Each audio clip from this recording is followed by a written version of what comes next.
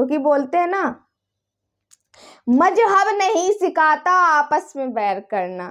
सो हे हाय, मैं तन्वी यादव इंडिया से आप सभी का अपने चैनल पे बहुत बहुत स्वागत करती हूँ। तो राम राम, सत श्री अकाल, अस्सलाम वालेकुम। अब मैं वीडियो को स्टार्ट कर रही हूँ। आखिरकार देखती हूँ कि इस वीडियो में क्या है और किसने ये बेहुरमती करने की कोशिश की है, शायद ये भी बता दें, है ना। गुस्ताख लोग कुछ भी करते हैं लेकिन उनका अंजाम उनको ही देखना पड़ जाता है। मेरा नाम है हसीब शफकत और आप देख रहे हैं हसी टीवी। ओके। कुरान करीम में अल्लाह ताला ने वाज़े तौर पर इंसानियत और जिन्नात यानी दो ऐसी मखलूक़ात जो कि शऊर, अकल और अपनी मर्जी रखती हैं, इन्हें बार बार चैलेंज किया है कि इस कुरान जैसी कोई एक सूरत भी बनाकर दिखा दो। अब आप सोचें कि क्या पूरी इंसानियत के अंदर क्या कोई ऐसा एक भी ज़हीन दिमाग नहीं है जो कि कुरान करीम के इस पैटर्न को कॉपी करके एक सूरत को भी बना सके। ये कैसे मुमकिन है कि अल्लाह की ज़ात क़यामत तक के लिए इतना बड़ा दावा करे।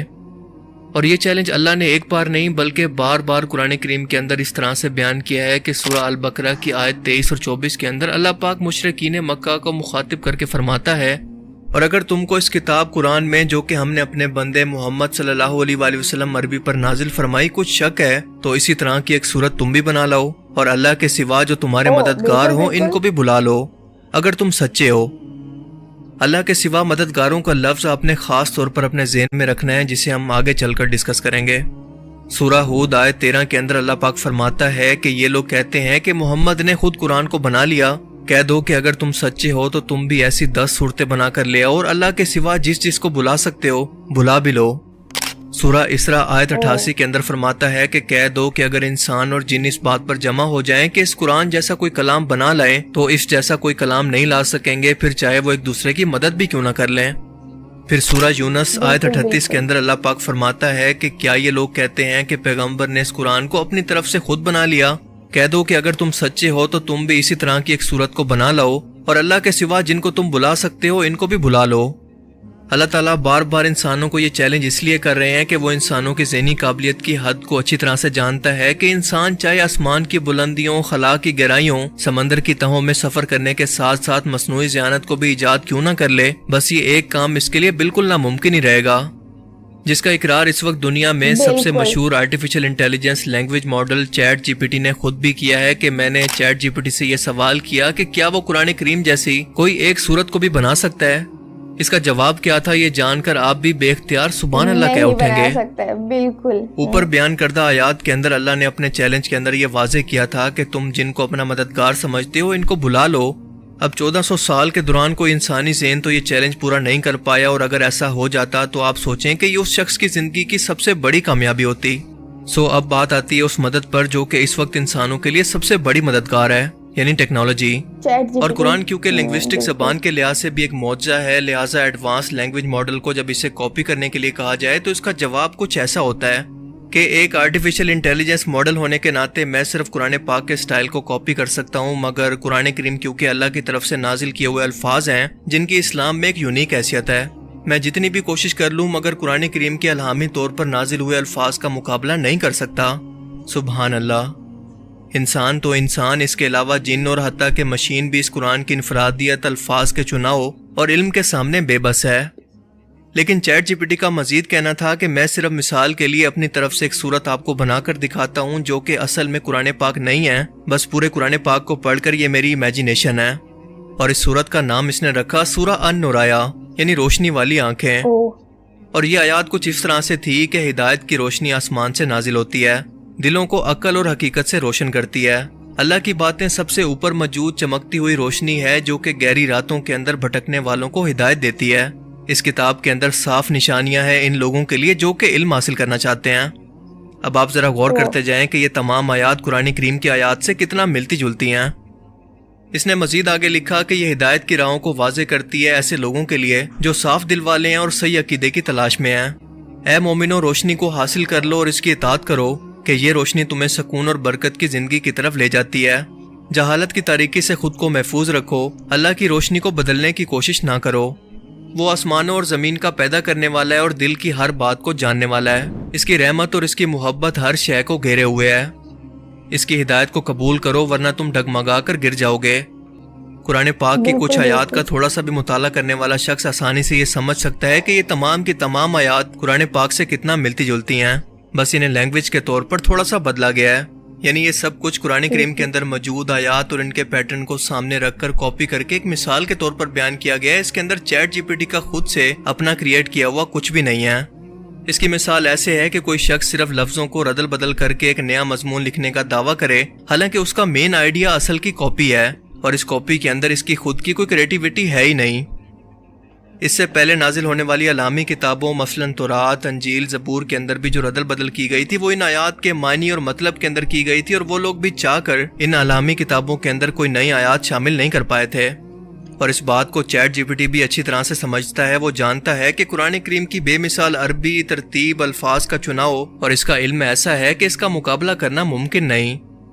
चलो एक लैंग्वेज मॉडल होने के नाते वो ज़बान की नकल तो किसी बिना पर कर सकता है, पर कुरान करीम के अंदर जो बेतहाशा साइंसी हकायक, मुस्तकबिल की पेशन गोइयाँ, इखलाकियात, माजी के वाक़यात, पैगम्बरों के हालात, जिन्नात, रूह, क़यामत का मंजर, फरिश्तों का जिक्र, यानी ऐसी बातें जो कि सिर्फ अलामी तौर पर जानना मुमकिन है, क्या ये सब कुछ चैट जीपीटी कर सकता है? क्या ये मुस्तकबिल की पेशन गोइयों को इमेजिन कर सकता है? वो तो ये तसव्वुर भी नहीं कर सकता। अब इसकी बनाई गई नहीं, आयात सही को बात पढ़कर है। आप खुद समझ लें कि क्या इस आयात के अंदर कोई एक चीज ऐसी भी मौजूद है जो ये बता रही हो कि ये अल्फाज किसी मशीन या किसी सॉफ्टवेयर के नहीं बल्कि अलामी तौर पर नाजिल हुए हैं। ये लैंग्वेज मॉडल क्या कोई साइंसी हकायक, कोई पेशन गोइयां या इखलाकियात अपनी तरफ से बयान कर सकता है? जबकि हम सभी लोग जानते हैं कि कुरान करीम के अंदर 1000 से भी ज्यादा आयात साइंटिफिक हकायक को बयान करती हैं। और यही तो अल्लाह का दावा है कि बुला लो इन सब को भी जो कि तुम्हारे मददगार हैं, वो भी कुरान करीम के इस मौजे के सामने कुछ नहीं कर सकते। और सबसे बढ़कर इस कुरान पाक का बिल्कुल अपनी असली हालत के अंदर महफूज होना इसका सबसे बड़ा मौजा है, जो कि इससे पहले किसी अलामी किताब को यह एजाज के तौर पर नहीं मिला। याद रहे कि कुरान पाक रसूलुल्लाह सल्लल्लाहु अलैहि वसल्लम पर अलामी तौर पर नाजिल हुआ। आप पढ़ना लिखना नहीं जानते थे और ये इस कुरान के सच्चा होने का सबूत है, क्योंकि अगर ऐसा होता तो काफिर ये कहते कि देखो मोहम्मद सल्लल्लाहु अलैहि वसल्लम ने खुद से पुरानी अलामी किताबों को पढ़कर कुरान करीम को खुद से लिख दिया, इस कुरान को खुद से अलामी किताब बना दिया।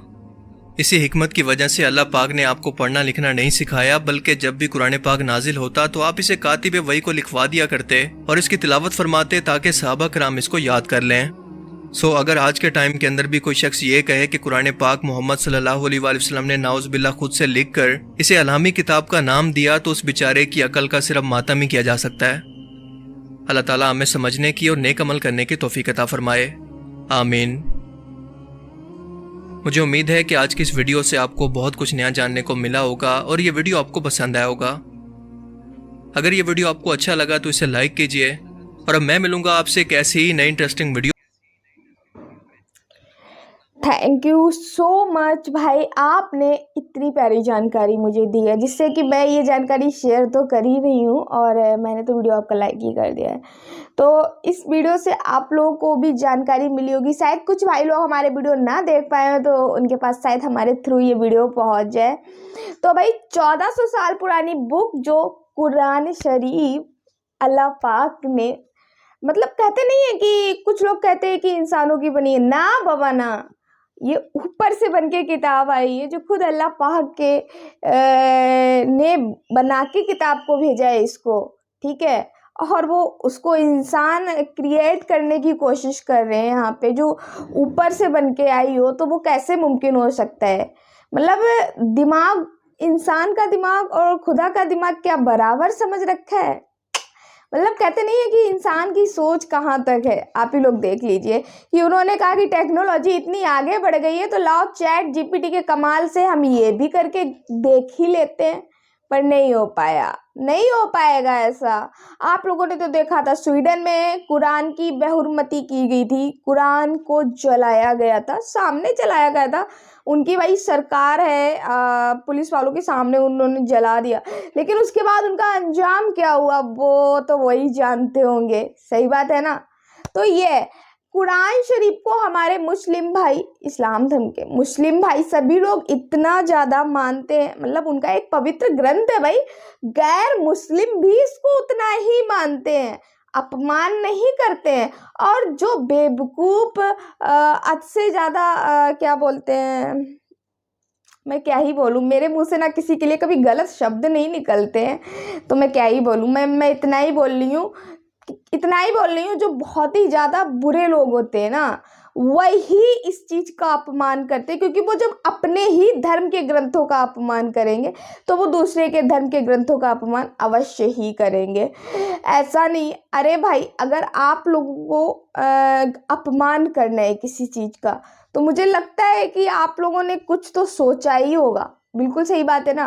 आप उसको जब पढ़ लेते हो तो आप अपमान करने की तो मतलब सोच भी नहीं सकते किसी चीज़ का। ऐसा क्या लिखा है उसमें जो आप अपमान कर रहे हो? अभी तक जितना मोबाइल में यूट्यूब है, यूट्यूब पे एक एक चीज़ दिखाई जाती है भाई। जो आपको पढ़ना नहीं आता वो लोग शुद्ध सुनाते भी हैं, हिंदी में ट्रांसलेट भी है। देखो, पढ़ो, सुनो, समझो, अपनी आंखों को खोलो। अपने देख लिए चैट जीपीटी ने तक इंसानों से ज़्यादा, टेक्नोलॉजी तक इंसानों से ज़्यादा अच्छा काम कर रही है। चैट जीपीटी ने तक अच्छा जवाब दिया है ना। उससे बनाने को बोला चैट जीपीटी ने एक ही बात बोली, भाई ये अल्लाह का कलाम है, इसको मैं नहीं बना सकता। हाँ जी, मैं उनके ही वर्ड्स तोड़ मरोड़ के एक बना सकता हूँ स्टैंजा टाइप का, लेकिन मैं अपनी तरफ से कुछ बनाऊँ ऐसा नहीं बना सकता। कितनी अच्छी बात बोली है, मज़ा ही आ गया। तो मुझे तो इस वीडियो को देख के मज़ा आ ही गया। आप लोगों को कैसा वीडियो लगा प्लीज़ कमेंट सेक्शन में बताइएगा। और अगर कोई गलत बात बोल दी है, गलती से मिस्टेक हो गई हो, तो वो भी मुझे बता ही दीजिएगा। खैर, अभी फ़िलहाल में कोई गलती से मिस्टेक नहीं हुई होगी, लेकिन फिर भी मैं आप लोगों से माफ़ी तो मांग ही लेती हूँ, क्योंकि भाई देखिए, गलती हो या ना हो, आप माफ़ी पहले मांग लो। क्योंकि पता नहीं, कहते नहीं है कि इंसान पूरे दिन में कितने सारे शब्द बोलता है, ज़रूरी नहीं है वो हर शब्द अच्छे ही बोल जाता हो। कभी कभी उनमें गलतियाँ होती हैं भैया, अशुद्धियाँ हर चीज़ में है। जितनी बुद्धि है मैं उतना बता रही हूँ। खैर कोई नहीं, आज का वीडियो मैं यहीं पे लेती हूँ विराम। मिलती हूँ मैं किसी नेक्स्ट वीडियो के साथ में। तब तक के लिए अपना ध्यान रखिए, मेरा भी याद रखिए, दुआओं में ज़रूर याद रखिएगा। प्लीज़ दुआ करिएगा हमारे लिए भी, थोड़ी बहुत शायद आपकी दुआ कबूल हो जाए। अल्लाह पाक हमारे ऊपर भी थोड़ी सी मेहरबानी कर दें, तो आप लोगों की दुआ लग जाएगी इस बहन के ऊपर, और मेरा भी थोड़ा ज़िंदगी संवर जाएगा। तो मिलती हूँ मैं नेक्स्ट वीडियो में, तब तक के लिए अल्लाह हाफिज़।